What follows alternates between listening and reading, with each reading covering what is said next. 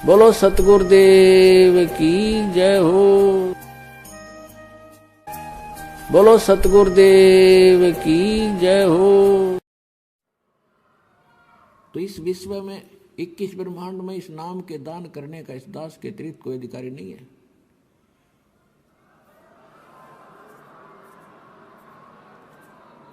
और यदि कोई नकली इस दास से ये मंत्र सभी प्राप्त करके और अपने आप दुकान खोल कर बैठ गया, नाम देने लग गया किसी को, तो वो सबसे बड़ा दुश्मन है मानव समाज का। अपना नाश करेगा और 100-200 हज़ार को और खराब करके उनका भार भी सिर पर धर लेगा। तो उनसे भी सावधान रहना है, ऐसे नकलियों से बचना है और बचाना है अपने भाई बहनों को, मानना उनको प्यार से। देखो यू मार्ग है प्यार का, इसमें धक्का नहीं चलेगा। भगवान का अनुबंध है, उस काल के साथ एक एग्रीमेंट है कि जबरदस्ती ना करना।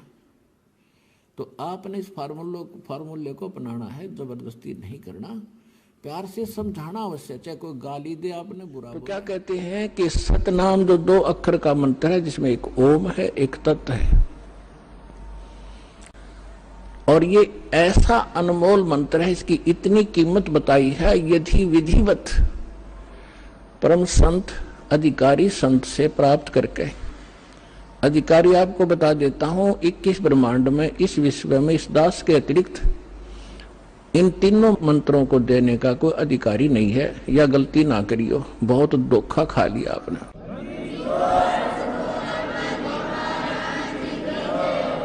और कोई निकम्मी आत्मा इस दास से मंत्र प्राप्त करके स्वयंभू संत बनकर ये दान कर रहा है, वो महा अपराधी है भगवान का, और धोखेबाज है। वो डुप्लीकेट बना रहा है वो पासपोर्ट, जो आगे जाके आपको बहुत धोखा देगा।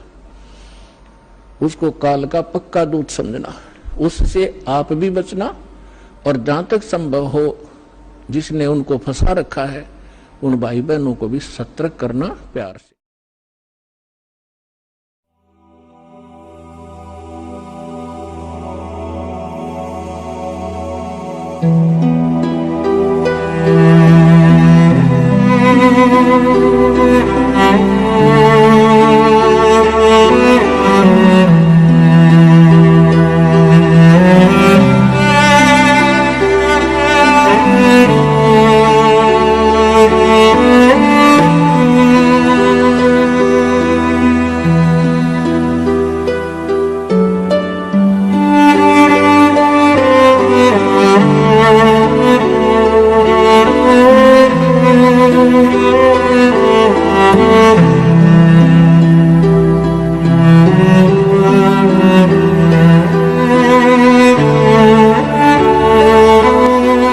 बंदी छोड़ सतगुरु रामपाल जी महाराज जी की जय हो। परमात्मा की सभी प्यारी आत्माओं को पवनदास जयपुर वाले का सत साहेब। पुण्यात्माओं, परमात्मा की एक वाणी है, जिसकी जितनी बुद्धि उतना दे बताए, उसका बुरा मत मानियो अधिक कहां से लाए। 2014 का बरवाला कांड, सतलोक आश्रम मैनेजमेंट हरियाणा और उसके मुखिया वांटेड महेंद्र भगोड़े की नासमझी, नादानी और अहंकार का परिणाम है। इस बात को समझने के लिए पिछले 5 साल के घटनाक्रम को देखते हुए समझदार भगत के लिए तो इशारा ही काफी है, और ना समझ नादान भक्तों को समझाने के लिए सैकड़ों प्रमाण सत्सेवकों द्वारा दिखाए जा चुके हैं। फिर भी संगत में कुछ प्रतिशत मोटी बुद्धि वाले भगत ऐसे हैं जो ये कहते हैं कि सतलोक आश्रम मैनेजमेंट हरियाणा तो जगह जगह नामदान केंद्र खोलकर भक्तों को जोड़ रहा है, और तुम कहते हो कि मैनेजमेंट संगत को तोड़ रहा है। सत्सेवकों द्वारा सैकड़ों प्रमाणित सबूत व सतगुरु रामपाल जी महाराज जी के मुख कमल से सुनाने के उपरांत भी ऐसा कहने वाले उन भक्तों को प्रथम तो दास का सत सत प्रणाम, और धन्यवाद देता हूं उन 2 आत्माओं को जिनके संयोग से ऐसी महान विचारधारा रखने वाले कौटिल्य का जन्म हुआ। परमात्मा कहते हैं, कहें कबीर सोए जन मेरा, जो नीर खीर का करे निवेरा। अतः नीर खीर का निवेरा किए बिना ही ऐसी ऊट पटांग विचारधारा रखने वाले कुछ मंदबुद्धि भक्तों के लिए सतगुरुदेव जी ने एक सत्संग में उदाहरण देकर समझाया था कि अपने कुछ शिष्यों के साथ एक संत जी सत्संग करने के लिए किसी गांव की तरफ जा रहे थे। रास्ते में उन्हें एक झोपड़ी दिखाई दी। पानी पीने की इच्छा से वे झोपड़ी की तरफ चले जाते हैं। वहां देखा कि कुछ युवा लड़के थे जो खाना पका रहे थे। संत जी ने पानी पीकर उनसे पूछा कि आप यहाँ अकेले क्या कर रहे हो, आसपास तो कोई गांव भी नजर नहीं आता है। तो उन लड़कों में से एक ने कहा कि महाराज जी, हम यहाँ मुर्गा बना रहे हैं। संत जी ने आश्चर्य से पूछा, क्या वास्तव में मुर्गा बना रहे हो? तो लड़कों ने कहा, जी महाराज, मुर्गा बना रहे हैं। अगर यकीन नहीं है तो कुछ देर आप वहां चारपाई पर विश्राम कीजिए, तब तक मुर्गा बनता ही होगा। संत जी ने ऊपर हाथ उठाकर कहा कि हे परमात्मा, तेरी भी लीला अपरंपार है। हमने तो सुना था कि भेड़, बकरी, मुर्गा, बकरा सब तू ही बनाता है, लेकिन अब तो इंसान भी बनाने लगा। आखिर संत जी इस चमत्कार को देखने के लिए अपने शिष्यों के साथ चारपाई पर बैठ जाते हैं। तकरीबन आधा घंटे के बाद उनमें से एक युवा थाली के अंदर 3-4 चपाती और एक कटोरी में मुर्गा डालकर संत जी के हाथों में थमाकर बोला कि महाराज जी, मुर्गा तैयार है, कृपया भोजन कीजिए। कटोरी में मुर्गे की बोटी बोटी देखकर संत जी ने कहा, भाई तुम तो कह रहे थे कि हम मुर्गा बना रहे हैं। अरे नालायको, इसे बनाया तो भगवान ने था, तुमने तो इसे उल्टा बिगाड़ दिया। भगवान ने इसके सिर पर कितनी सुंदर कलंकी बनाई थी, कितने सुंदर पंख लगाए थे, और तुमने एक पल में इस जीव का सत्यानाश कर दिया और कहते हो कि हम मुर्गा बना रहे थे। पुण्यात्माओं, ठीक यही हालत वर्तमान में उपरोक्त उन भक्तों की है जो ये कहते हैं कि सतलोक आश्रम मैनेजमेंट तो नामदान केंद्र खोलकर भक्तों को जोड़ रहा है और अब तक 3 लाख नए भक्त जोड़ चुका है। ऐसा अर्ध ज्ञान रखने वाले भक्तों की जानकारी के लिए दास बता देता है कि भक्तों को जोड़ने का काम तो बरवाला कांड 2014 से पहले गुरु भगवान संत रामपाल जी महाराज किया करते थे। सतलोक आश्रम मैनेजमेंट तो उन मुर्गा बनाने वाले नादान लड़कों की तरह संगत से राजनीति करवाकर केवल बिगाड़ने का काम कर रहा है। 2014 बरवाला कांड से पहले हर महीने 25 से 30 हजार व्यक्ति नाम दीक्षा लेकर भक्ति से जुड़ते थे। दिन में 2-2 बार भक्तों को सतगुरु का साक्षात आशीर्वाद और दर्शन होता था। साक्षात सतगुरुदेव जी के मुख कमल से सत्संग सुनकर आत्मा गदगद होती थी, क्योंकि हमारे कुछ पाप कर्म ऐसे हैं जो सतगुरुदेव जी के आशीर्वाद और कुछ उनके दर्शनों से ही कटते हैं। साक्षात सतगुरुदेव जी अपने हाथों में 500 रुपए ज्योति व 7,000 रुपए पाठ प्रकाश का लेकर उसे संपूर्ण विधि विधान से पूर्ण करते हुए हमें प्रसाद देते थे। अब आप ही बताइएगा, वर्तमान में सतलोक आश्रम मैनेजमेंट द्वारा 1,000 रुपया ज्योति व 11,000 रुपए पाठ प्रकाश के पैसे फर्जी नामदान केंद्रों पर बैठे लुटेरों के हाथों में दिलवाकर भक्तों को जोड़ा जा रहा है, या उस पैसे को राजनीति में लगाकर उन मुर्गा काटने वालों की तरह संगत के कर्मों को बिगाड़ा जा रहा है। बरवाला कांड से पहले बरवाला आश्रम में 30,000 नए भक्तों का हर महीने जुड़ना, यानी 30,000 के हिसाब से एक साल में 3,60,000 भक्तों का जुड़ना, और 5 साल में कुल नए नामदानी भक्तों की संख्या आज 18 लाख होती। यानी सतलोक आश्रम बरवाला में 5 साल में 18 लाख लोग जुड़ते, और मैनेजमेंट कहता है कि हमने 5 साल में 3 लाख ही जोड़े हैं। अब आप ही बताइए, भक्तों को जोड़ने का काम भगवान कर रहा था या बिगाड़ने का काम मैनेजमेंट ने किया है? और इसके अलावा ये काल एजेंट सतलोक आश्रम मैनेजमेंट वाले बीच बीच में जो राजनीतिक ड्रामे करते रहते हैं, जैसे कांग्रेस को वोट डलवाना, SC/ST एक्ट को समर्थन देना, जाट आरक्षण में समर्थन देना, करणी सेना का समर्थन करना, वे हरियाणा रोडवेज आदि के धरणों में कूदकर परमात्मा के विधान और ज्ञान के विपरीत जब नौटंकी करते हैं, तो सैकड़ों की संख्या में भगत लोग गुरु में दोष देखकर ये भक्ति त्याग देते हैं कि ये सारे ड्रामे छोड़कर तो हम भक्ति करने के लिए इस मार्ग में आए थे, और अब यहाँ भी वही नौटंकी और राजनीति हो रही है। और इतना ही नहीं, जब सांसारिक लोग भी संत रामपाल जी महाराज जी के भक्तों की ऐसी राजनीतिक ड्रामेबाजी देखते हैं, तो यही सोचते हैं कि चौथा समय वानप्रस्थ आश्रम का होता है, जिसमें मोह माया राजनीति सब छोड़ छाड़ कर केवल अपने आत्म कल्याण के लिए जीव को भक्ति और अच्छे कर्म ही करने होते हैं। लेकिन संत रामपाल जी महाराज जी के भक्तों की तरह अगर भक्ति मार्ग में आकर भी राजनीति करनी पड़ती है, तो फिर अपना घर ही ठीक है। कहने का मतलब है, काल एजेंट सतलोक आश्रम मैनेजमेंट और उनके पालतू चमचों द्वारा भक्तों से भक्ति विरुद्ध कर्म करवाकर उन्हें जोड़ा नहीं बल्कि बिगाड़ा जा रहा है। पुण्यात्माओं, सतगुरु का शिष्य कम शब्दों में ही समझ लेता है, इसलिए आज आपको सतलोक आश्रम मैनेजमेंट हरियाणा द्वारा संत रामपाल जी महाराज जी की आड़ में जगह जगह फर्जी नामदान केंद्र खोलकर DVD से दी जाने वाली नाम दीक्षा की हकीकत के विषय में सबूतों सहित बताते हैं। दरअसल संत रामपाल जी महाराज जी ने आने वाले समय के लिए 2006 के करोथा कांड से पहले ही तीनों मंत्रों की DVD बनाकर तैयार कर दी थी, लेकिन उस DVD द्वारा अपने किसी भी अनुयायी को सार्वजनिक तौर पर नाम दीक्षा दिलवाने के आदेश नहीं दिए थे, क्योंकि संत रामपाल जी महाराज जी ने अपने सत्संगों में कई बार इस बात का स्पष्ट जिक्र किया हुआ है कि आने वाले समय में दास के नूरी शरीर के माध्यम से अर्थात टीवी के द्वारा नाम दीक्षा देने की व्यवस्था की जाएगी। सारनाम भी टीवी पर दिया जाएगा, और साथ ही यह भी स्पष्ट कर दिया था कि दास तो यह पंच तत्व का भौतिक शरीर त्याग कर सतलोक चला जाएगा, फिर उसके बाद यह व्यवस्था की जाएगी। सुनिए सत्संग।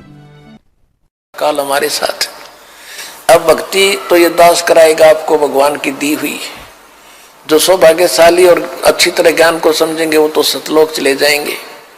ये दिक्कत आओगी लास्ट के दिनों में, यानी हजारों वर्ष ये ज्ञान चलेगा, हजारों वर्ष ये साइंस की ये विद्या चलेगी, जो ये टीवी है और ये चिप है, मोबाइल है, इनके माध्यम से ये ज्ञान दिया जाएगा। दास तो चला जाएगा सतलोक, ये 5 तत्वों का शरीर छोड़कर, लेकिन ये इलेक्ट्रॉनिक शरीर रहेगा भी दास का, ये नूरी शरीर रहेगा। टीवी पर चला करेगा, नाम दिया करेंगे, नाम चलेगा। ऐसे तो फिर सारा नाम भी टीवी सीडी से दिया जाएगा। दास के जाने के बाद व्यवस्था की जाएगी।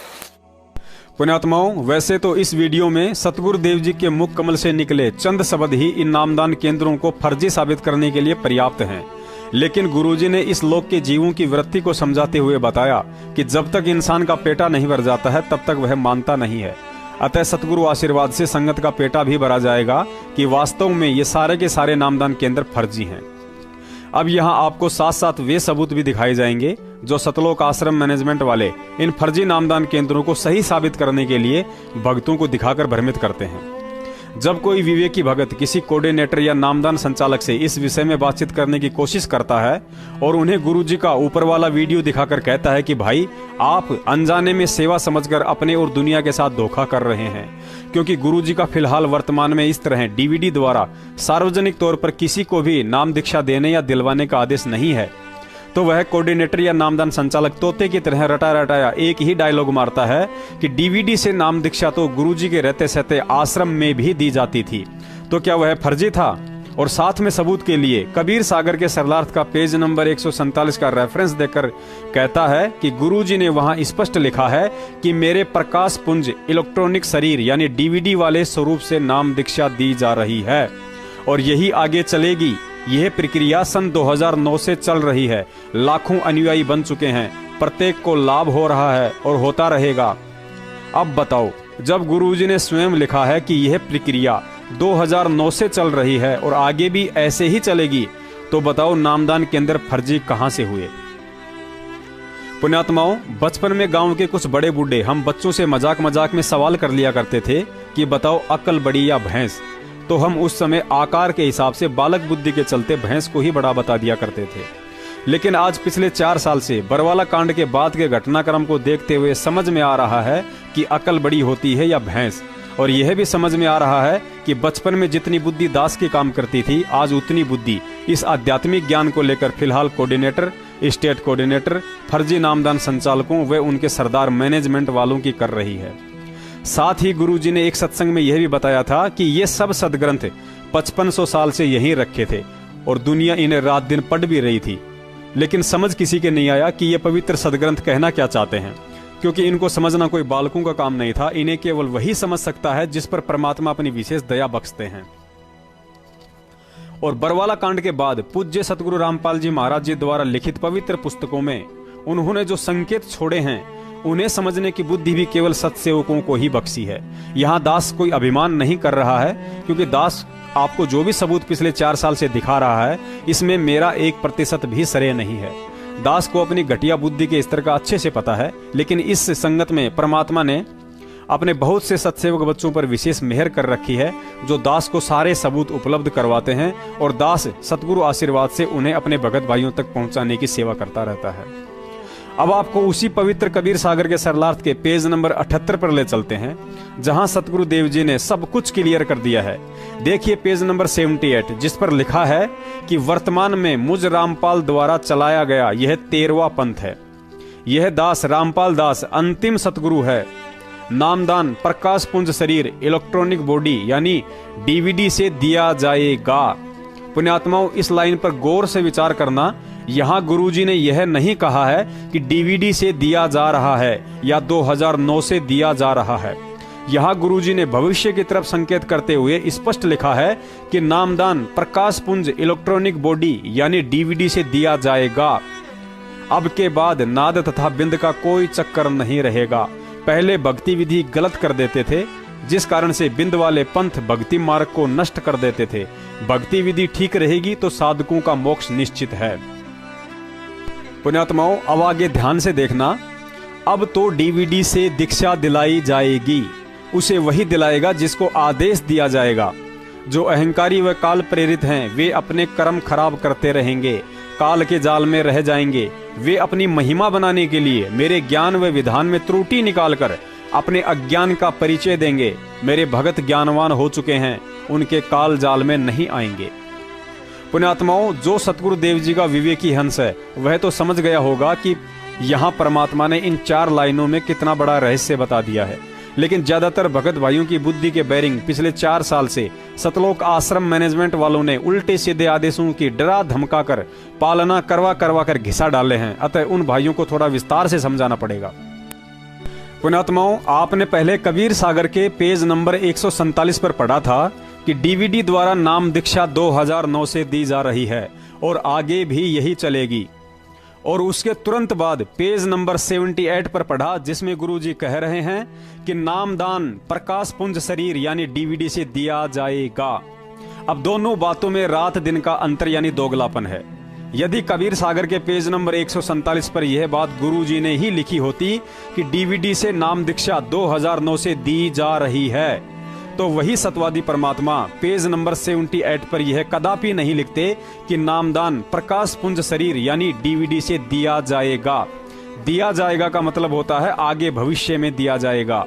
और यदि 2009 से नाम दीक्षा सतगुरु रामपाल जी महाराज जी के आदेश से दी जा रही है, तो वे सन 2009 से 5 साल बाद अर्थात हिसार जेल से लिखकर आए इस कबीर सागर में यह बात कभी नहीं लिखते कि नामदान डीवीडी से दिया जाएगा। क्योंकि कबीर सागर का सरलार्थ संत रामपाल जी महाराज जी ने 2012 में ही कर दिया था, लेकिन छपवाया नहीं था। और उनके जेल जाने के बाद इसमें कुछ जगह मिलावट करके इन गद्दार सतलोक आश्रम मैनेजमेंट वालों ने छपवाकर उस पर हिसार जेल की मोहर लगाकर इसे अपने मुनाफे के लिए भगत समाज में बेचना शुरू कर डाला। पुण्यात्माओं, विचार करें, यदि यह कबीर सागर का सरलार्थ हिसार जेल में बैठकर संत रामपाल जी महाराज जी ने किया होता, तो वह सतवादी परमात्मा इसकी भूमिका में 2012 नहीं बल्कि 2016 लिखता। क्योंकि संगत में 2016 से इसे गुरुजी द्वारा हिसार जेल से लिखा हुआ बताकर बेचा जा रहा है।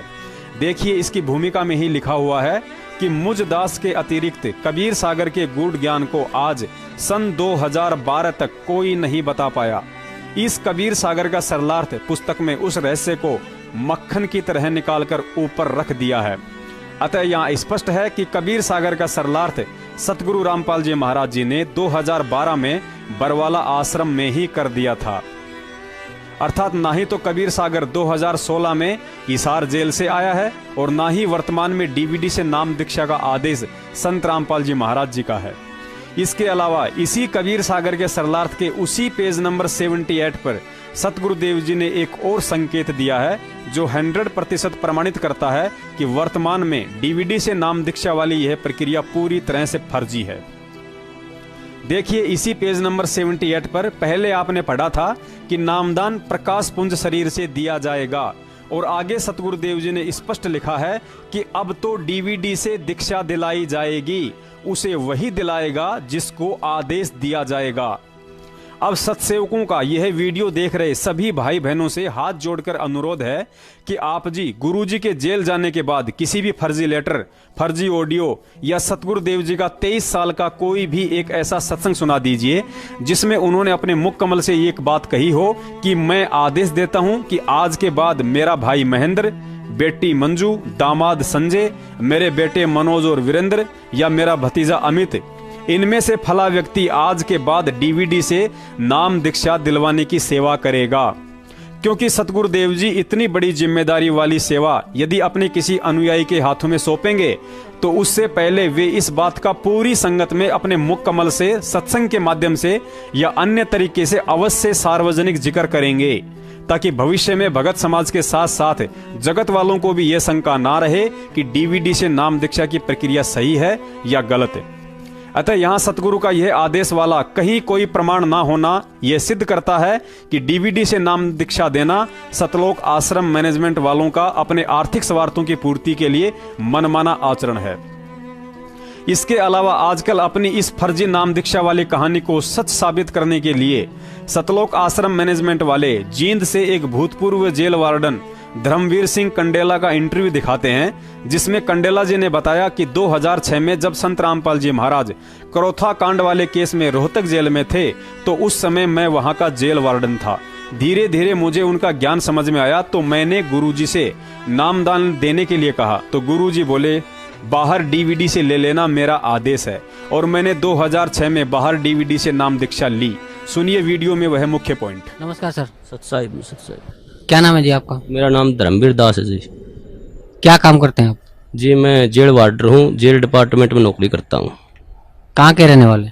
मेरा गांव कंडेला, जिला जींद, हरियाणा का निवासी हूँ जी मैं। संत रामपाल जी महाराज की शरण में कैसे आए? ये बहुत लंबा प्रकरण है, इसको मैं थोड़ा विस्तार से बताऊंगा आपके सामने। मैं जिस टाइम ये करौथा कांड हुआ उस टाइम रोहतक जेल पर वार्डर के पद पर था और बहुत तरह बात सुनी कि भाई ऐसे हुआ करौथा कांड, ऐसे सुनते थे अखबारों में हर रोज़। तो बड़ा दुख हुआ ये बातें सुनकर, भाई ये संत सभी ऐसे ही करते हैं। तो फिर कुछ दिन के बाद पता चला भाई संत रामपाल जी महाराज रोहतक जेल में आएंगे। तो हमारी वहाँ पर ड्यूटी थी, हमने देखा, सोचा भाई यहीं बात करेंगे, आके पूछेंगे उनसे क्या ये वास्तविक सच्चाई है। उसके बाद मेरे कुछ दोस्त थे मेरे गांव में जिन्होंने सतगुरु रामपाल जी महाराज जी से उपदेश लिया हुआ था। तो मैंने उनके पास जाकर कहा भाई तुम्हारे गुरुजी तो ये देखो अखबारों में ऐसे आते हैं, इनके बारे में बहुत बकवास ऐसे करते हैं। वो न बोले नहीं भाई हमारे गुरुजी ऐसे नहीं करते। लेकिन मेरे विश्वास नहीं हुआ इस बात का।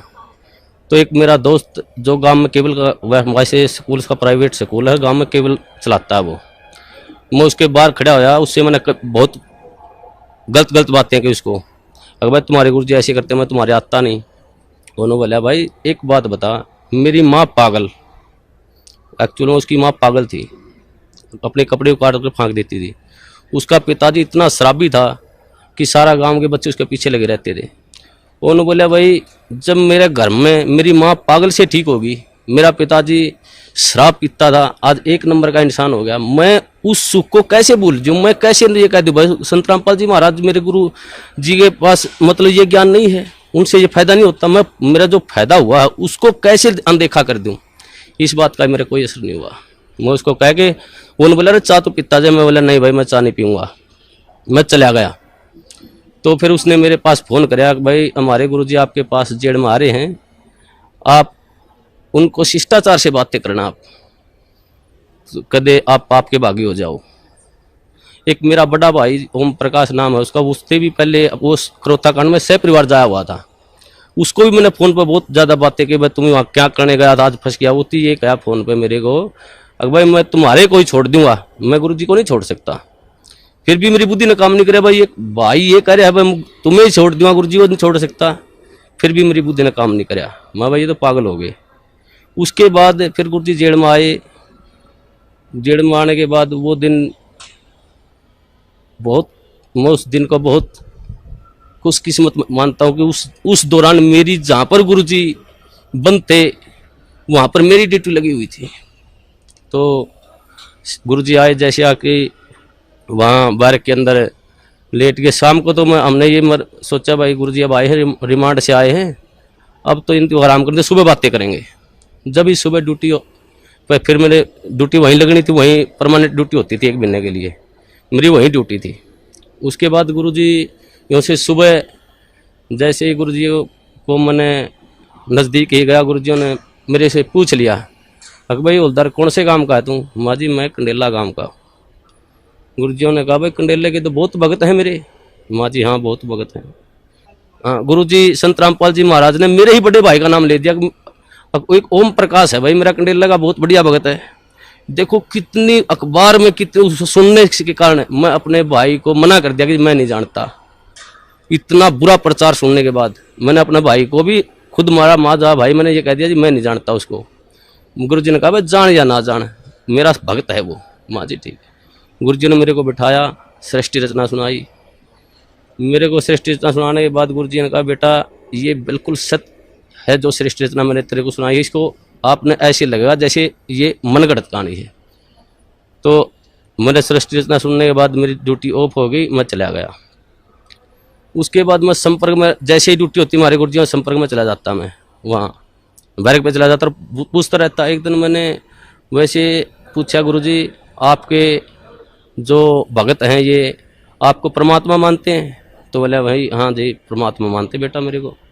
माँ जी नहीं मानते परमात्मा, क्योंकि मेरे अंदर तो अड़ंगा भरा हुआ था, मैं 2 कौड़ी का इंसान। तो उन्होंने बोले क्या बात है बेटा? माँ जी जब आप भगवान मान लिए तो फिर उल्टा कदम क्यों रखना, वो फिर डर क्यों रहे हैं, तो सामने आना चाहिए। हमारे गुरु जी ने कहा बेटा कोई बात नहीं, अब थोड़े डर रहे हैं वो सामने भी आएंगे।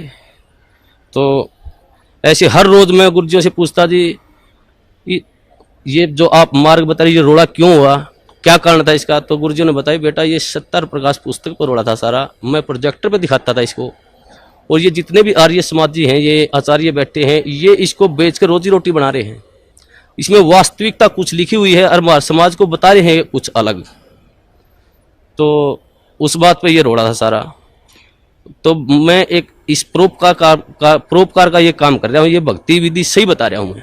मैं कहने लगा जी इस पृथ्वी पर ऐसा इंसान कोई नहीं जो परोपकार के लिए निस्वार्थ भाव से कार्य करता हो। तो गुरुजी ने कहा बेटा ये दास है। तो उस टाइम मेरे वैसे तो मन में अड़ंगा भरा था, मेरे गुरुजी ने कही, मेरे उस बात का विश्वास, माँ जी मेरे ये बात जचती नहीं।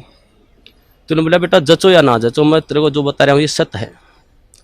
तो उस प्रभाव से मैं गांव में जो मेरा दोस्त केबल चलाता था उससे कहने लगा मैं तू कैसेट चढ़ा कर गुरुजी ज्ञानी में ज्ञान, तो तत्व ज्ञान संदेश की कैसेट थी, उसमें जैसे मैं हर रोज घर जाता रहा तो वो कैसेट चलवा देता। एक दिन मैं कैसेट सुन रहा था, रात के 9:30-10 बजे का टाइम था। तो एक कैसेट इतनी मार्मिक कैसेट थी, उसमें मैं क्या बताऊं, मेरे गुरुजियों के लिए मेरा हृदय फाट गया था। वो परमात्मा सतगुरुदेव उन्होंने कहा कि इस दास की जीभ कट जाए अगर झूठ बोलता हो, तो मैं इस परोपकार समाज के लिए ज्ञान छुड़ा रहा हूं। तो गुरुजियों ने वो ज्ञान सुना, मेरे भीतर में लगी बात, भाई ये संत ये कह रहे कि दास की जीभ कट जाए, अब मैं कोई स्वार्थ नहीं मेरा। तो मेरे वह बात भीतर में लगी। उस दौरान फिर मैंने वो बात गुरुजियों से कही, माँ गुरुजी ऐसे ऐसे कैसेट सुनी आपकी, बहुत निर्मल ज्ञान है। फिर मेरा जो भीतर अड़ंगा भरा हुआ था वो बार बार फिर वो वापिस हटा देता था उस ज्ञान को। एक दिन रात को 2 बजे मेरी ड्यूटी थी, मैं गुरुजियों के पास गया तो गुरुजियों ने फिर बिठा के मेरे को कहा बेटा ऐसी भक्ति करनी चाहिए परमात्मा की। तो गुरुजियों ने जो सुनाया सारी भक्ति बताने के बाद कहा बेटा आज तेरे कुछ समझ में बात। मेरे मुंह से ऑटोमेटिक, वैसे मैं कहना भी नहीं चाह रहा था मेरे से, यार जी आप बिल्कुल सत्य है, आपका ज्ञान बिल्कुल सत्य है, मैं ही ऐसा पापी हूं जो मेरे अंदर नहीं समाया ये ज्ञान। तो हमारे गुरुजी ने कहा बेटा अब समाएगा ये ज्ञान तेरे अंदर, अब समाएगा। उस दिन से मेरे अंदर वो ज्ञान बिल्कुल भीतर समाने, जो गुरुजी कहते सारा समाने लग गया। एक दिन जैसे ही गुरुजी ऐसे घूम रहे थे, मैं भी वहां पर बैठा, जब लोग मैंने उपदेश नहीं लिया था, मैं वैसे ज्ञान सुनता था मैं। तो एक भक्त ने एक जैसे मुलाजिम आया, मेरे साथ का साथी, उसने आते ही गुरुजियों से कहा, हंसते हुए कहा अगर जी आपको तो मिट्टी में मिला दिया। हमारे गुरुजी ने कहा हाँ बेटा मिट्टी में मिला दिया भाई। लेकिन ऐसा उदाहरण दिया हमारे गुरुजियों ने एकदम से सटीक, भाई जमींदार 40 किलो अन्न मिट्टी में मिलाता है, 70 मन उठा के ले जाता है वहां से। वैसे तो इस पृथ्वी पर संत आता वो जेड़ मारना नहीं चाहिए वैसे तो, लेकिन इस संत को, इस दास को याद कराया करेंगे कि उन दुष्ट आचार्यों ने अपनी रोजी रोटी के लिए ऐसे संत को जिसकी आंखों में बिठाकर पूजा करनी चाहिए उसको जेल में डलवा दिया। ऐसा मार्ग जो पृथ्वी पर संत रामपाल जी महाराज जी चला रहे थे, उस मार्ग को लगभग 2.5 वर्ष के लिए बंद करवा दिया। ऐसा मार्ग एक परमात्मा, ऐसा गुरुजियों से वहां देखता, जो गुरुजियों पर आरोप लगाए गए, ऐसे आरोप इंसान पागल होकर मर जाए, ये तो समर्थ परमात्मा है। इन्होंने तो वहां पर इतनी भी शकीन नहीं थी इनके, हर बार ऐसा निर्मल ज्ञान, ऐसा प्यारा ज्ञान। फिर उसके बाद हम गुरुजियों गुरुजियों से मैं कहता हूँ गुरुजी नाम उपदेश दो दास को, तो मेरे गुरुजियों ने मेरे को मना कर दिया कि बेटा अभी नहीं, आप और थोड़ा समझो ज्ञान को, और थोड़ा ज्ञान को समझो, उसके बाद लेना गया आप उपदेश। मैं घर जाता कैसेट चलवा लेता, मेरे जो दोस्त था उससे, भाई कैसेट चला गुरुजियों की, वो कैसेट मैं सुनता रहता। तो जैसे मेरी भक्तमती थी, मेरी घरवाली थी, वो मैं बाहर जाता तो ऑफ कर देती चैनल को, दूसरा लगा। मैं कहता जी आप इसको बंद मत करो, ये मैं सुनता हूँ, आपने नहीं सुनना तो आप आराम से वो करो। तो मैं हर रोज सुनने लगा गुरुजियों का ज्ञान, तो वो मेरे भीतर समाता गया। उसके पश्चात कई बार गुरुजियों से वहाँ पर जेल के अंदर, जैसे मैं गुरुजियों से बताता गुरुजी आपके ये सत्संग सुना मैंने, तो गुरुजी फिर दोबारा बताते मेरे को। तो ऐसे होते होते लगभग 6 महीने चले गए और 1 साल से ऊपर लगभग 1.5 साल गुजर गया। फिर मेरी ड्यूटी प्रशासन ने मेरे को क्या कराया कि ये तो संत रामपाल जी को मिलने जाता है, इसकी ड्यूटी बाहर लगा दो जेल से। मेरी ड्यूटी बाहर लगा दी गई।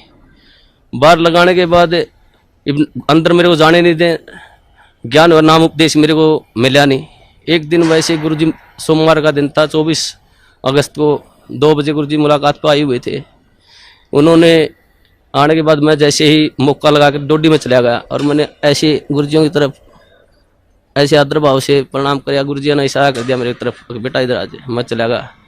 जाते ही परमात्मा ने, सतगुरुदेव रामपाल जी महाराज ने मेरे को नाम उपदेश दिया और कहा बेटा बाहर जल और मिश्री ले लेना, भक्तों को कह देना। वो दिन है, मेरे को उस दिन से ऐसे नाम उपदेश मिला। उपदेश ले मेरे मन में आता था, गुरुजियों के पास जाता मैंने नाम उपदेश लिया। जैसे गया मैं, मेरे मन में आई भाई इतना अपने कभी पिता के बाप पाँव नहीं पकड़े, आप इसके पास पाँव कैसे पकड़ोगे। मैं जैसे ही बार के नजदीक गया, मैं वापस चला गया। दूसरी बार फिर मेरे मन में प्रेरणा हुई, अगर भाई संत हैं तू मानता क्यों नहीं, पाँव पकड़ ले जाके। फिर जो गेट पर गया, फिर वापस चला गया। तीसरी बार फिर मेरे मन में आई, अगर भाई तू जाता ही क्यों वहाँ पर, अगर जाओ तो पाँव पकड़ ले गुरुजियों के। तो मैं जैसे ही गेट में बढ़िया, गुरुजी खड़े थे वहाँ सामने, इंतजार कर रहे थे, वो तो जाने जान परमात्मा। उन्होंने जैसे ही मैंने गुरुजी चरण का हाथ लगाया, उन्होंने मेरे को छाती का लगा लिया ऐसे।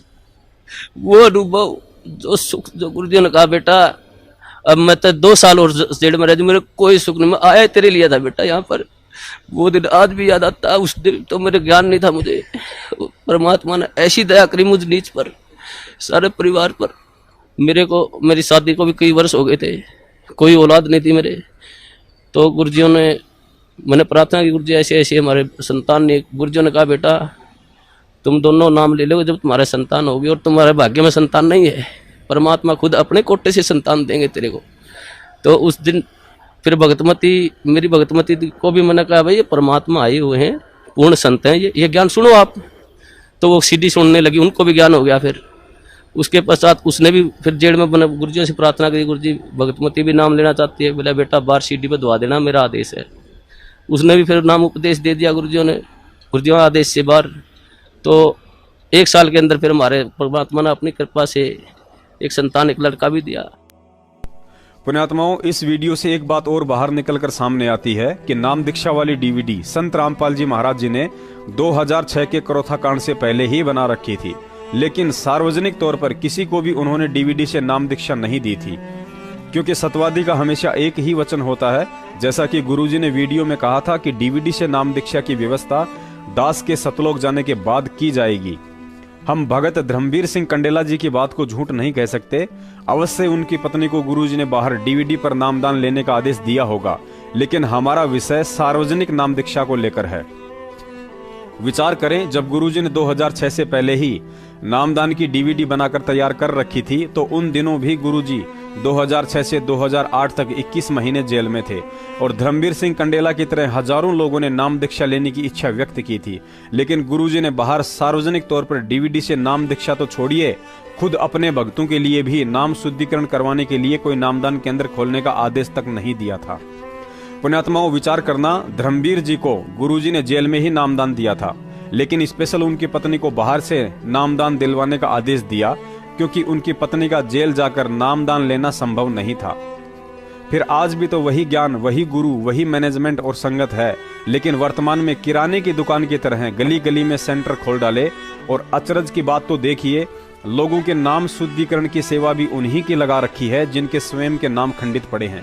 यह बात प्रत्येक नामदान केंद्र के आसपास वाले क्षेत्र के भगत अच्छे से जानते हैं। अतः यह इंटरव्यू देखकर कोई भी भगत भाई बहन अपने मन में शंका ना करे कि यदि वर्तमान में गुरुजी का आदेश नहीं है तो 2006 में धर्मवीर सिंह कंडेला की पत्नी को डीवीडी से नामदान क्यों मिल गया, क्योंकि ऊपर स्पष्ट कर दिया गया है कि धर्मवीर सिंह कंडेला जी ने व्यक्तिगत रूप में सीधे ही जेल में गुरुजी से अपनी पत्नी को नामदान देने की प्रार्थना की थी और गुरुजी ने अकेले उनकी पत्नी को ही डीवीडी से नामदान दिलवाने का आदेश दिया था। लेकिन सार्वजनिक तौर पर कोई भी नामदान केंद्र खोलकर नामदान दीक्षा देने या दिलवाने का आदेश ना ही तो 2006 में किसी को दिया था और ना ही आज वर्तमान में। अब यहां भक्तों को कुछ शंका हो सकती है कि मैनेजमेंट वाले कबीर सागर के सरलार्थ में मिलावट करके अपनी तरफ से 2009 से डीवीडी वाली बातें कैसे लिख सकते हैं। पुण्यात्माओं, ये लोग काल एजेंट हैं, भगत नहीं हैं, और काल एजेंट वही कार्य करते हैं जो उन्हें काल के द्वारा करने को प्रेरित किया जाता है। साथ ही अंतर्यामी सतगुरुदेव जी को पहले से ही सब कुछ पता था, इसलिए उन्होंने इस मिलावट के विषय में पहले से ही कबीर सागर के सरलार्थ में संकेत दे दिया था। देखिए वही पेज नंबर 78 के नीचे की लाइनें, जिसमें स्पष्ट संकेत है कि जो अहंकारी व काल प्रेरित हैं वे अपने कर्म खराब करते रहेंगे, काल के जाल में रह जाएंगे। वे अपनी महिमा बनाने के लिए मेरे ज्ञान व विधान में त्रुटि निकालकर अपने अज्ञान का परिचय देंगे। और साथ ही परमात्मा ने आम संगत के लिए भी इशारा कर दिया कि मेरे भगत ज्ञानवान हो चुके हैं, उनके काल जाल में नहीं आएंगे। पुण्यात्माओं, विचार करना, यहाँ बातचीत अपने ही घर की चल रही है, जैसे डीवीडी से नाम दीक्षा, किसको आदेश दिया जाएगा, नाद वाला या बिंद वाला, और अंत में गुरुजी के ज्ञान में त्रुटि निकालने वालों के विषय में। यहाँ किसी शंकराचार्य या नकली संतों के विषय में इशारा नहीं है, बल्कि यहाँ इशारा उन काल प्रेरित मैनेजमेंट वालों के लिए है जो सतगुरुदेव जी के इर्द गिर्द अधिक रहते थे। और हम सब जानते हैं कि आज तक गुरुजी के ज्ञान में कोई भी संत महंत त्रुटि नहीं निकाल पाया, क्योंकि गुरुजी जो प्रमाणित तत्व ज्ञान बता रहे हैं उससे ऊपर अन्य कोई ज्ञान नहीं है, अतः कोई त्रुटि निकालने में सक्षम भी नहीं है। और यह भी अटल सत्य है कि सतलोक आश्रम मैनेजमेंट ने अपनी अज्ञानता के चलते गुरुजी के ज्ञान में कई त्रुटियां निकालकर उन्हें पुस्तकों में भी छाप दिया, जैसे इसी कबीर सागर के पेज नंबर 147 पर 2009 से डीवीडी से नामदान देने वाली बात लिख डाली। तथा 2014 से पहले गहरी नजर गीता में सतगुरुदेव जी ने लिखा है कि अनामी लोक में आत्मा और परमात्मा अलग अलग नहीं रहते हैं। लेकिन उनके जेल जाने के बाद सतलोक आश्रम मैनेजमेंट ने गरिमा गीता की पुस्तक छापकर मनमुखी होकर तथा नकली संतों को गुरुजी के ज्ञान पर उंगली उठाने का मौका देते हुए उल्टा लिख दिया कि अनामी लोक में आत्मा और परमात्मा भिन्न भिन्न रहते हैं। देखिए आत्माओं, उसके बाद देखिए एक और मिलावटी पुस्तक गरिमा गीता की, जिसके विषय में कहा जाता है कि हरियाणा के कुरुक्षेत्र में गीता जयंती के दौरान इसकी 1,60,000 प्रतियां बेची गई हैं। इस पुस्तक में जो जानबूझकर मिलावट की गई है, उसके बाद तो आपकी आंखें फटी की फटी ही रह जाएंगी और आप सोचने पर मजबूर हो जाएंगे कि यह पुस्तक छापने और बांटने वालों की क्या वास्तव में ही आंखें फूटी पड़ी हैं, जो इन्हें कुछ भी दिखाई नहीं देता है। पहले देखिए यह पवित्र पुस्तक गहरी नजर गीता में, जिसे परम संत रामपाल जी महाराज जी ने अपने कर कमलों से सतलोक आश्रम बरवाला में लिखा व छपवाया था। इसके पेज नंबर 109 पर सतलोक से ऊपर के लोगों के विषय में स्पष्ट लिखा है कि लोक अनामी जावेगी, वहां कोन्या मिले चौबारे, आत्मा और परमात्मा वहां कोन्या रहते न्यारे। अर्थात अनामी लोक में आत्मा और परमात्मा अलग अलग नहीं रहते हैं, क्योंकि अनामी लोक इस भक्ति की अंतिम उपलब्धि है, जहां जाने के बाद आत्मा सदा सदा के लिए परमात्मा में समाहित हो जाती है। लेकिन परमात्मा की इस पवित्र पुस्तक व तत्व ज्ञान के विपरीत काल एजेंट सतलोक आश्रम मैनेजमेंट ने गरिमा गीता की पुस्तक के पेज नंबर 28 पर अंधे होकर लिखा है कि लोक अनामी जावेगी, वहां कोन्या मिले चौबारे, आत्मा और परमात्मा वहां भी रहते न्यारे न्यारे। अर्थात गुरुजी तो कहते हैं कि आत्मा और परमात्मा वहां कोन्या रहते न्यारे, और ये महाज्ञानी, काल एजेंट व पुस्तक व्यापारी, मैनेजमेंट वाले गुरुजी के ज्ञान को काटते हुए उल्टा लिख रहे हैं कि आत्मा और परमात्मा वहां भी रहते न्यारे न्यारे।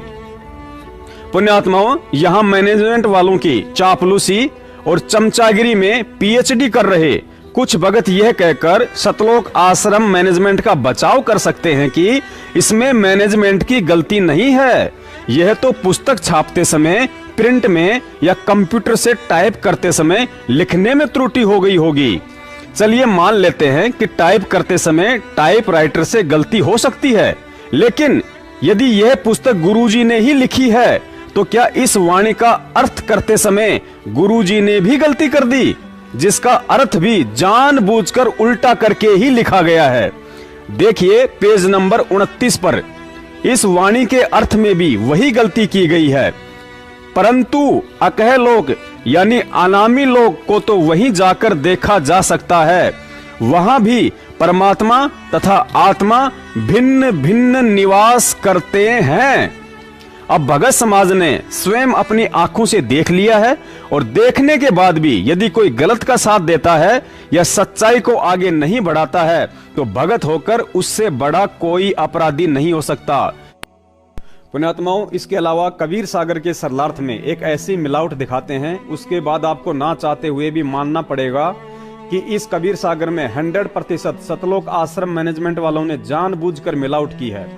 देखिए कबीर सागर के सरलार्थ का पेज नंबर 147, जिसमें ऊपर लिखा है विशेष विवेचन। कुछ व्यक्ति इस प्रकरण को सुनकर भ्रम फैलाते हैं कि रामपाल के बिंद वालों से इस पंथ का नाश होगा।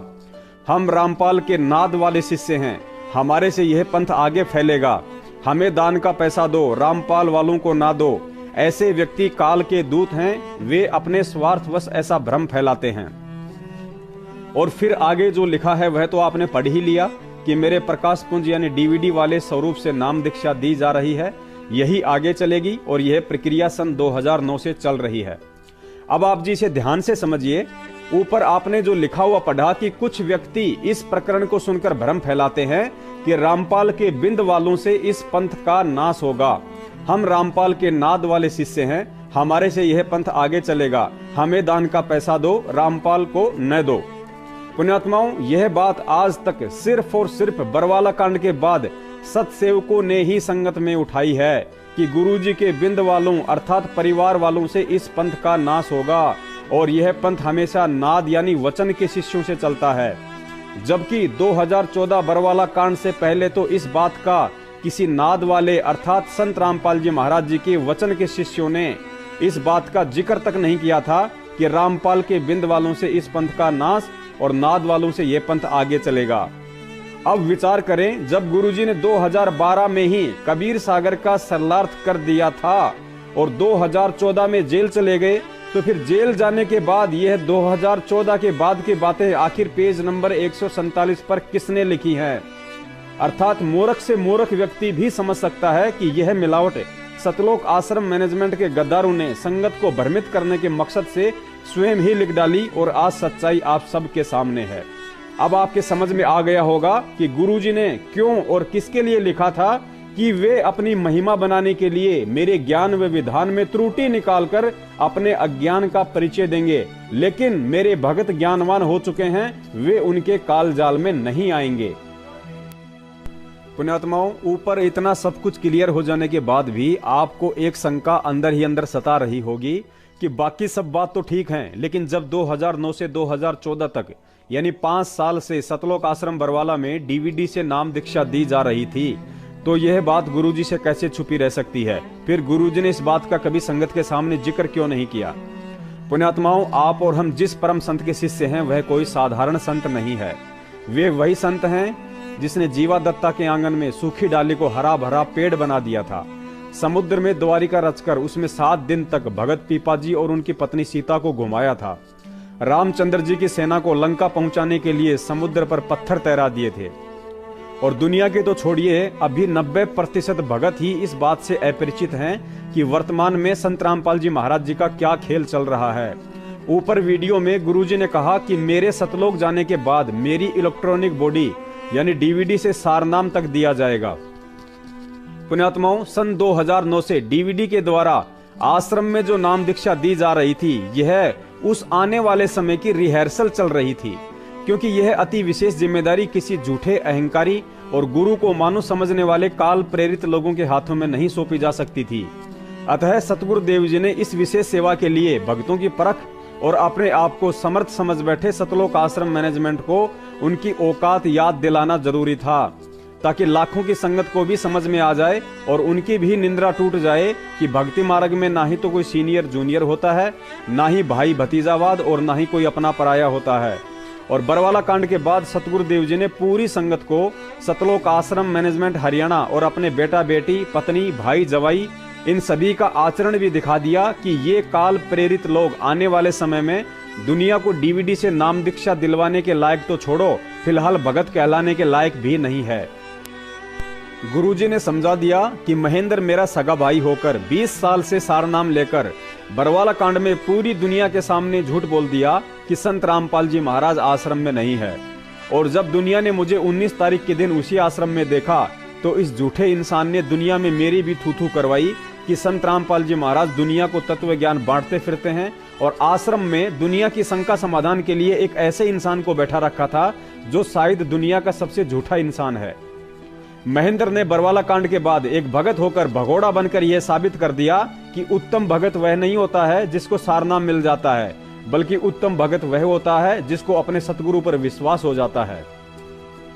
महेंद्र आश्रम में भक्तों की हर शंका का समाधान करता था, लेकिन आज खुद शंकाओं में घिरा हुआ है। संगत को शंका है कि महेंद्र कहाँ है, जिंदा है या मुर्दा है, भगत होकर छुपता क्यों फिर रहा है, उसने बरवाला कांड में झूठ क्यों बोला, 18 तारीख की रात को आश्रम छोड़कर कायरों की तरह क्यों भागा, आज तक उसे पुलिस क्यों नहीं पकड़ पाई। आगे गुरुजी ने समझा दिया कि मेरे दोनों बेटे मनोज और वीरेंद्र आखिर क्यों महेंद्र भगोड़े के कहने से राष्ट्रीय समाज सेवा समिति में शामिल हुए। बरवाला कांड में उन दोनों ने भी काल प्रेरित होकर मेरे आदेशों की उल्लंघना कर डाली। यदि मनोज मेरा बेटा था तो मेरे जैसा निडर होना चाहिए था, लेकिन 4 साल से भगोड़ा बनकर अपने चाचा महेंद्र की गुलामी कर रहा है। मेरे नाद के बच्चे तो बरवाला कांड की सच्चाई को ऊपर लाने के लिए दिन रात एक कर रहे हैं, मैनेजमेंट वालों के लट खा रहे हैं, गालियां और धमकियां सह रहे हैं, लेकिन मनोज मेरे नाद और बिंद दोनों ही तरह का पुत्र होने के बावजूद भी ना जाने कौन से बिल में घुसा हुआ है। अर्थात मेरे दोनों बेटों ने भी अपनी औकात दिखा दी कि आने वाले समय में हम इस सत भक्ति मार्ग में सेवा के हकदार हैं या नहीं। बरवाला कांड में मेरे दोनों बेटे बाबा रामदेव की तरह महिलाओं के कपड़े पहनकर आश्रम से भागने की कोशिश कर रहे थे, लेकिन एक पकड़ा गया और एक कामयाब हो गया।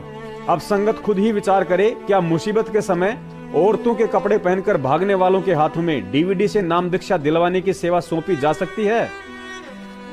आगे गुरुजी ने और समझा दिया कि मेरी बेटी मंजू और पत्नी अनारो, इन दोनों ने औरत होकर भी झूठ की गति सीमा को तोड़ डाला। जब मैंने इन दोनों को पवन जयपुर वाले के विषय में स्पष्ट बता दिया था कि पवन मेरा भगत है, वह जो कर रहा है सही कर रहा है और तेरे चाचा को मैं अच्छे से जानता हूँ, उसके बाद भी अपने स्वार्थ और डर के मारे ये दोनों उन्हीं मैनेजमेंट वाले गुंडों का साथ दे रही हैं, जिनकी उल्टी हरकतों के चलते आज मैं जेल में बैठा हूँ। पैसों के लिए तो मंजू 100 किलोमीटर दौड़ी चली जाती है, लेकिन सच्चाई के रास्ते पर चलने में इसे कांटे चुभते हैं। अब संगत खुद ही बताए, क्या मेरी बेटी और पत्नी इस सेवा के लायक हैं? रही बात मेरे भतीजे अमित और स्टेट कोऑर्डिनेटर्स की, तो उनके विषय में आप सब जानते ही हैं कि सार नाम लेकर अभी भी जानवरों की तरह भक्तों को पीटना, माँ बहन की गालियां देना और मेरे आदेश बताकर संगत में राजनीति करवाना इनका धंधा बन चुका है। और मुझे इस सेवा के लिए धंधे वालों की नहीं बल्कि भक्ति करने वाले भक्तों की जरूरत है। पुण्यात्माओं, यह आध्यात्मिक क्षेत्र है और इस विषय को यदि समझना है तो केवल तत्व ज्ञान को ही आधार बनाना पड़ेगा। परमात्मा कबीर साहिब जी को अच्छे से पता था कि सृष्टि रचना करने में मेरे अलावा मेरे 16 पुत्रों में से कोई भी समर्थ नहीं है, लेकिन फिर भी कबीर साहिब जी ने अपने बड़े पुत्र अचिंत को एक मौका दिया ताकि कल को इनके मन में यह अहम ना रह जाए कि सृष्टि रचना करना कौन सी बड़ी बात थी, यह काम तो मैं भी कर सकता था। इसके लिए परमात्मा ने पहला मौका उसी को दिया जिस तरीके से 2009 में डीवीडी से नाम दीक्षा दिलवाने का मौका सतलोक आश्रम मैनेजमेंट को दिया। और यह अचिंत की नादानी थी जो उसने परमात्मा के सामने इस कार्य के लिए अपनी असमर्थता प्रकट किए बिना ही इतनी बड़ी जिम्मेदारी के लिए खुश होकर हाँ भर दी। और हम सबको पता है कि अंत में क्या नतीजा हुआ। स्वयं अचिंत ने हारकर परमात्मा से माफी मांगी और यह बात साबित कर दिया कि समर्थ का काम उसी को साजे और करे तो मूर्ख बाजे। यही गलती इस सतलोक आश्रम मैनेजमेंट वालों ने 2009 में गुरुजी को डीवीडी के माध्यम से संगत को नाम दीक्षा देने की सलाह देकर की और आज उसका परिणाम भी भुगत रहे हैं। यानी समाज एक ऐसे व्यक्ति के आदेश से नाम दीक्षा ले रहा है जो चोर है, झूठा है और भगोड़ा है। और इतना विचार तो कोई मंदबुद्धि इंसान भी कर सकता है कि संत रामपाल जी महाराज जी को अगर तत्व ज्ञान के तराजू में तोलकर देखा जाए तो आज पृथ्वी पर उनके समान सच्चा संत अन्य कोई नहीं है। और ऐसा सतवादी संत नाम दीक्षा की जिम्मेदारी एक चोर, झूठे और भगोड़े व्यक्ति को कभी नहीं दे सकते, चाहे वह उनका भाई ही क्यों ना हो। अतः परमात्मा ने आने वाले समय के लिए अपनी आत्माओं की छटनी करनी थी, जिसमें पूरा का पूरा सतलोक आश्रम मैनेजमेंट और उनका परिवार फेल हो चुका है। और वर्तमान में जिस तेज गति से संगत सत्य के लिए मैनेजमेंट का ज्ञान आधार से सवालों की झड़ी लगाकर विरोध कर रही है, उस हिसाब से ये लोग स्वयं ही मैदान छोड़कर भागने वाले हैं।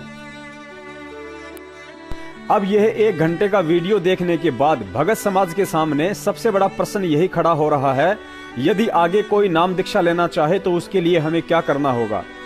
पुण्यात्माओं, सतगुरुदेव जी यही चाहते हैं कि मेरे से तत्व ज्ञान लेने के बाद मेरा भगत किसी दूसरे भगत पर भी निर्भर ना रहे, वह इतना विवेकी बन जाए कि आने वाले समय में अध्यात्म और मेरे आदेशों की आड़ में उसे कोई ठग ना सके। तभी यह भक्ति मार्ग आने वाले समय में हजारों वर्षों तक निर्बाध रूप से चल सकेगा। आज जिस कदर सतलोक आश्रम मैनेजमेंट वालों ने सतगुरुदेव जी के नकली आदेशों की आड़ में 4 साल से अच्छे खासे पढ़े लिखे देश विदेश के भक्तों की रेल बना रखी है, यदि आने वाले समय में भक्तों का यही हाल रहा तो जिस कदर मगहर से कबीर साहब जी हमारी नासमझी के चलते दुखी होकर सतलोक चले गए थे, ठीक उसी तरह आज सतगुरुदेव जी को भी दुखी मन से ही जाना पड़ेगा। लेकिन जो विवेकी भगत होगा और ज्ञान समझकर शब्द से प्रेम कर लेगा, उसे वह समर्थ परमात्मा हर हाल में काल जाल से छुटवा लेगा। आप सबको पता है कि 2006 में जब गुरुजी रोहतक जेल में थे तो काफी लोगों ने नाम दीक्षा लेने की इच्छा जाहिर की थी और उन सभी आत्माओं के लिए सतगुरुदेव जी ने जेल से यही आदेश भिजवाया था कि सत्संग सुनकर यदि आपको यह तत्व ज्ञान समझ में आया है और आपकी आत्मा ने हृदय से कबीर जी को परमात्मा स्वीकार कर लिया है और संत रामपाल जी महाराज जी को पूर्ण तत्वदर्शी संत स्वीकार कर लिया है, तो समझ लीजिए उसी दिन से आपको बिना नाम के ही परमात्मा ने अपनी शरण में ले लिया है। क्योंकि यह ज्ञान समझकर जो आत्मा कबीर जी को परमात्मा स्वीकार कर लेती है, उसी दिन से परमात्मा उस आत्मा को काल के पाले से अपने खेमे में शामिल कर लेते हैं।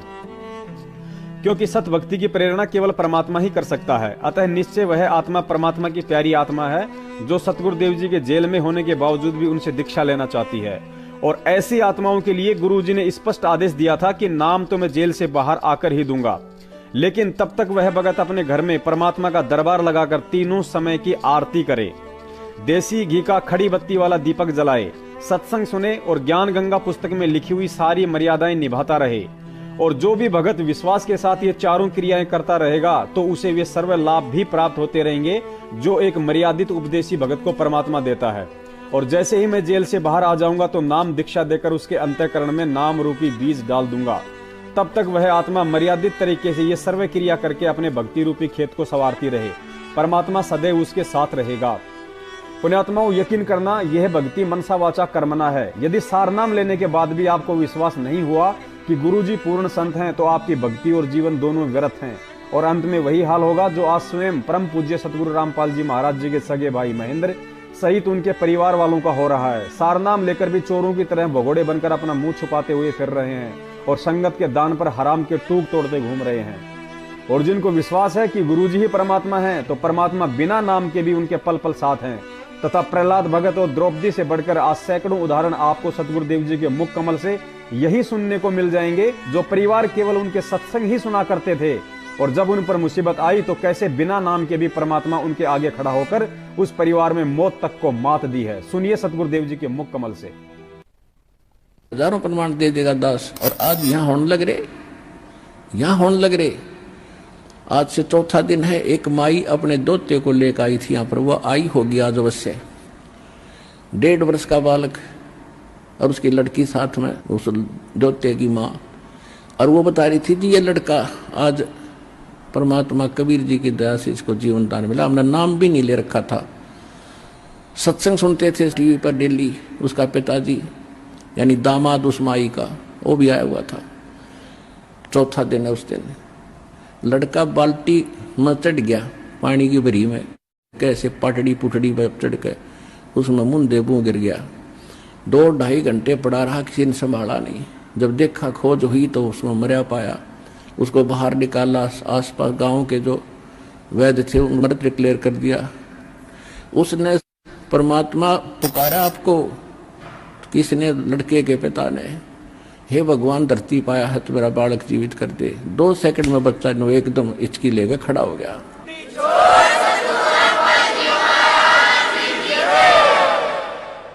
जब तक तक नाम भी ना लिया था उसने, ने बोली सारा परिवार आ रहे, हर नाम ले लिया। तो यहाँ लाखों कर दिया, कबीर भगवान कर रहे हैं, वो मालिक आज भी वही है, परंतु हमने उससे लाभ लेने का तरीका नहीं मालूम था। अब हमारे पास वो कंप्लीट वे है उस भगवान से लाभ प्राप्त करने का। तो इसी प्रकार परमात्मा पुण्यात्माओं, ऊपर आप जी ने साक्षात सतगुरुदेव जी के मुख कमल से सुन लिया है। अब भी यदि किसी को संशय है कि परमात्मा तो केवल नाम दीक्षा लेने के बाद ही सहायता करता है, तो बेशक सतलोक आश्रम मैनेजमेंट वालों की फर्जी दुकानों से नाम दीक्षा ले लीजिए, लेकिन उसके बाद जैसे ही उनको दान देने व उनके नकली फरमानों में चलते आपकी मर्यादाएं खंडित होनी शुरू होंगी, तो उसके चलते परिवार में अकाल मौतें या अन्य आपदाएं आपको घेरेंगी, तो उन सब के जिम्मेदार आप जी स्वयं होंगे। और प्रार्थना है उस समय फिर इस भक्ति और परमात्मा को बदनाम मत कीजिएगा कि हमने संत रामपाल जी महाराज जी से नामदान लिया था लेकिन कोई फायदा नहीं हुआ। आज बहुत से भगत भाई बहन एक दूसरे से पूछते हैं कि गुरुजी कब तक आएंगे, गुरुजी कब तक अपने बच्चों पर बाहर आकर सत्संग और आशीर्वाद की दया करेंगे। पुण्यात्माओं, गुरुजी समर्थ हैं, उस अबंध परमात्मा को किसी ने बांध नहीं रखा है। गुरुजी तो आज ही बाहर आने को तैयार हैं, लेकिन असल में 80% संगत ही नहीं चाहती कि गुरुजी जेल से बाहर आ जाएं। एक समय एक शिष्य ने अपने गुरुदेव से पूछा कि गुरुदेव, आप कहते हो कि भगवान की प्राप्ति के लिए तड़प बनाओ, लेकिन ये तड़प क्या होती है और कैसे बनती है? गुरुजी ने कहा, बेटा कल मेरे साथ नदी पर स्नान करने तू भी साथ चलना। अगली सुबह दोनों गुरु शिष्य नदी में स्नान करने चले जाते हैं। शिष्य ने जैसे ही पानी में डुबकी मारी तो गुरुजी ने उसकी गर्दन पकड़कर काफी समय पानी में ही डुबोए रखा। कुछ देर बाद गुरुजी ने उसे छोड़ा तो शिष्य लंबी लंबी सांस लेता हुआ नदी के बाहर जाकर रुका और जोर से बोला, गुरुजी आप यहाँ मुझे डुबोने के लिए लाए थे क्या? गुरुजी ने कहा, बेटा डुबोने के लिए नहीं, तेरे सवाल का जवाब समझाने के लिए लाया था। एक बात बता, जब तू पानी में डूबा हुआ था उस समय तू किस चीज के लिए तड़प रहा था? शिष्य बोला, गुरुजी केवल एक सांस के लिए तड़प रहा था। गुरुजी बोले, बेटा झूठा जीवन जीने के लिए आज जितनी तड़प तेरे अंदर एक सांस के लिए थी, जिस दिन इतनी ही तड़प तेरे अंतःकरण में अपने भगवान के लिए उठेगी उस दिन तू उसे प्राप्त कर सकेगा। पुण्यात्माओं, आपको आश्चर्य जरूर होगा, लेकिन यह कटु सत्य है कि आज 80% संगत को गुरुजी के लिए कोई तड़प नहीं है। केवल ऊपरी मन से दिखावा करते हैं कि गुरुजी जेल से बाहर आ जाएं, लेकिन कसक किसी को नहीं है। सीधी सी बात है, यदि इंसान प्यासा है तो पानी की तड़प में इधर उधर उसकी खोज में घूमेगा, और यदि उसके पास किसी ने पानी का मटका भरकर रख दिया तो वह कभी भी पानी के लिए नहीं तड़पेगा। यही हालत आज 80% संगत की हो रही है। एक भगत को गुरु की आवश्यकता क्यों पड़ती है? इसलिए कि गुरुजी सत्संग करेंगे और मुझे ज्ञान समझाएंगे। लेकिन सतलोक आश्रम मैनेजमेंट ने हर शनिवार और रविवार को गांव-गांव में अपने आर्थिक स्वार्थ के लिए प्रोजेक्टर पर सत्संग शुरू करवा दिए हैं। अतः संगत को अब सत्संग के लिए संत रामपाल जी महाराज जी की जरूरत नहीं है। इसके बाद हमें गुरु की जरूरत पड़ती है नाम दीक्षा के लिए। लेकिन सतलोक आश्रम मैनेजमेंट ने फर्जी नामदान केंद्र खोल कर अब तो गांव-गांव में गुरु बैठा दिए हैं। अतः लोगों को अब नामदान लेने के लिए भी संत रामपाल जी महाराज जी की जरूरत नहीं है। उसके बाद गुरु जी की जरूरत पड़ती है नाम खंडित हो जाए तो उसके शुद्धिकरण के लिए। लेकिन सतलोक आश्रम मैनेजमेंट ने गोवर्धन की तरह हिसार वर्धन के 4 चक्कर काटने के बाद नाम शुद्धिकरण की भी व्यवस्था कर रखी है। अतः नाम शुद्धिकरण के लिए भी अब संगत को संत रामपाल जी महाराज जी की जरूरत नहीं है। उसके बाद गुरुजी की जरूरत पड़ती है सतनाम लेने के लिए, लेकिन सतलोक आश्रम मैनेजमेंट ने उसकी भी व्यवस्था कर रखी है। अतः सतनाम प्राप्ति के लिए भी संगत को संत रामपाल जी महाराज जी की जरूरत नहीं है। उसके बाद गुरुजी की जरूरत पड़ती है पाठ, ज्योति और दान के पैसे देने के लिए। लेकिन सतलोक आश्रम मैनेजमेंट ने पिछले 4 साल से 11,000 का पाठ, 1,000 की ज्योति और दान के पैसे अपने हाथों में लेकर उस आवश्यकता को भी खत्म कर दिया है। अतः संगत को दान देने के लिए तथा पाठ ज्योति करवाने के लिए भी संत रामपाल जी महाराज जी की जरूरत नहीं है। उसके बाद यदि कोई मुसीबत आ जाए तो प्रार्थना लगाने के लिए गुरु जी की जरूरत पड़ती है। लेकिन सतलोक आश्रम मैनेजमेंट ने तनख्वाह पर जियो के मोबाइल दिलवाकर अपने 8-10 चमचों को रोहतक में बैठा ही रखा है, जो हर दूसरे दिन स्वयं ही गुरु बनकर आपकी सभी प्रार्थनाओं के जवाब ज्योति और पाठ के आदेश बताकर दे ही रहे हैं। अतः प्रार्थना के लिए भी संगत को संत रामपाल जी महाराज जी की जरूरत नहीं है। उसके बाद गुरु जी की जरूरत पड़ती है उनके आशीर्वाद के लिए। लेकिन रोजाना साधना टीवी चैनल पर रात्रि 8:30 पर गुरु जी का आशीर्वाद दिलवाकर सतलोक आश्रम मैनेजमेंट सभी को खुश कर ही रहा है। अतः आशीर्वाद के लिए भी संगत को संत रामपाल जी महाराज जी की जरूरत नहीं है। इसके अलावा भगत को दर्शनों के लिए भी गुरु की जरूरत पड़ती है, क्योंकि भगत के कुछ पाप कर्म ऐसे होते हैं जो केवल गुरु के दर्शन करने से ही कटते हैं। इसके लिए आजकल भगत लोग अपने घरों के छतों पर खड़े होकर चांद में गुरु जी के दर्शन कर रहे हैं, क्योंकि मूर्खता की कोई हद नहीं होती है। अतः जब तक चांद है तब तक संगत को दर्शनों के लिए भी संत रामपाल जी महाराज जी की कतई जरूरत नहीं है। अब समझदार व्यक्ति स्वयं ही विचार कर ले कि संत रामपाल जी महाराज जी जेल से बाहर क्यों आएंगे। जब उन्हें पता है कि संगत को मेरी जरूरत ही नहीं है तो वे क्यों और किसके लिए बाहर आएंगे। इसलिए दास कह रहा है कि सतलोक आश्रम मैनेजमेंट के पीछे अंधी होकर चल रही 80% संगत को आज भी गुरु जी की जरूरत नहीं है, और ना ही भक्तों में वो तड़प है जिस कारण अपने भगत की भक्ति और तड़प के वश होकर भगवान को बाहर आना पड़े। वरना विचार करो पुण्यात्माओं, भक्ति और तड़प के बल पर तो मीराबाई जी ने परमात्मा को पत्थर में प्रकट होने पर मजबूर कर दिया था। नामदेव जी ने अपनी भक्ति और लगन के बल पर परमात्मा को पत्थर की मूर्ति में प्रकट होकर दूध पीने पर मजबूर कर दिया था। विश्वास के बल पर गवाले ने भैंस के सींग में परमात्मा को प्रकट करके उनके पशुओं की देखभाल करने के लिए 18 साल का युवा लड़का बनने पर विवश कर दिया था। विश्वास और भक्ति के ऊपर प्रसन्न होकर बीमार त्रिलोचन भगत को मुंह धोने वास्ते पहाड़ पर पानी पहुंचाने के लिए परमात्मा ने भयंकर बरसात करके पूरी दुनिया को डुबो दिया। और जब त्रिलोचन भगत ने मुंह धोकर नीचे देखा कि मेरी खातिर परमात्मा ने दुनिया को डुबो दिया, तो उसी समय रो रो कर परमात्मा से सब कुछ सामान्य करने की प्रार्थना की, और समर्थ परमात्मा ने एक क्षण में सब कुछ पहले जैसा कर दिया और किसी को आभास तक नहीं होने दिया।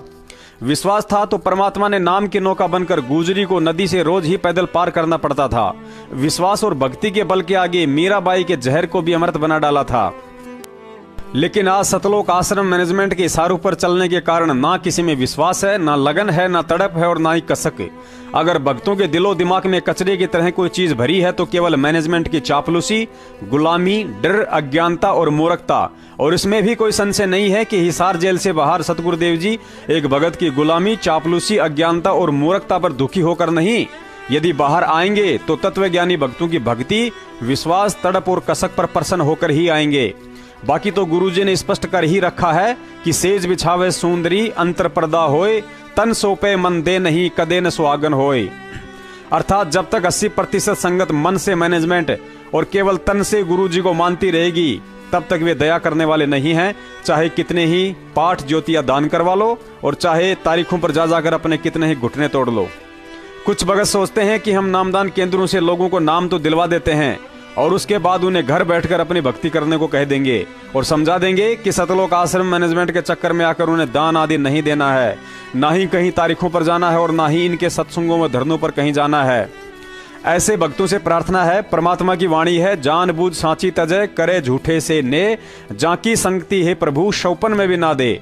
जब आपकी समझ में आ गया है कि सारा का सारा मैनेजमेंट गुरुद्रोही है, चोर है, भ्रष्ट है, गुरुजी के आदेशों की आड़ में भोली संगत को लूटना और राजनीति करना इनका धंधा है, और ऐसे लोगों के विषय में गुरुजी का स्पष्ट आदेश है कि उन दुष्टों का तो सपने में भी दर्शन करना बेकार है। सतगुरु प्रेरणा से दास इस वीडियो में सारनाम, रक्तदान और देहदान पर भी जिक्र करना चाहता था, क्योंकि आजकल संगत में बेवजह अज्ञानता के चलते मैनेजमेंट के बहकाव में आ रही है कि यदि हमने मैनेजमेंट का साथ छोड़ दिया और गुरुजी कल को जेल से बाहर नहीं आए तो हमें सारनाम कहां से मिलेगा। पुण्यात्माओं, गुरुजी जेल से बाहर आएंगे या नहीं आएंगे, सारनाम कैसे मिलेगा, कौन देगा, इन सब बातों पर दास अगले वीडियो में संगत को विस्तार से सच्चाई बताएगा कि कैसे सारनाम के नाम पर सतलोक आश्रम मैनेजमेंट वाले भोली संगत का ब्रेन वॉश कर रहे हैं। सत साहिब। जिसके सिर पर कृपा गुरु की वो दुख कैसे पाएगा, जिसके सिर पर कृपा गुरु की वो दुख कैसे पाएगा। नाम गुरु जी का जप लेगा, नाम गुरु जी का जप लेगा, जीवन सफल बनाएगा जिसके सिर पर कृपा गुरु की वो दुख कैसे पाएगा, जिसके सिर पर कृपा गुरु की वो दुख कैसे पाएगा।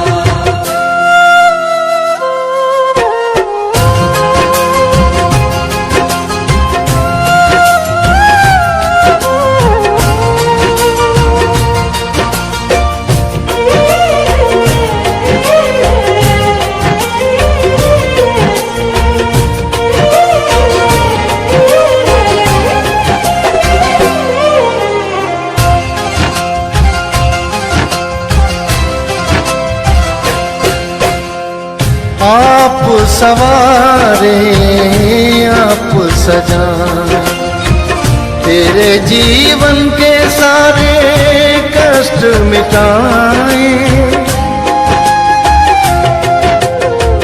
आप सवारे आप सजाए, तेरे जीवन के सारे कष्ट मिटाए। पालनहारा सबसे न्यारा नाम गुरु जी का सबसे प्यारा, सबसे प्यारा। बनकर ढाल दुखों की तेरे चमत्कार दिखलाएगा, बनकर ढाल दुखों की तेरे चमत्कार दिखलाएगा।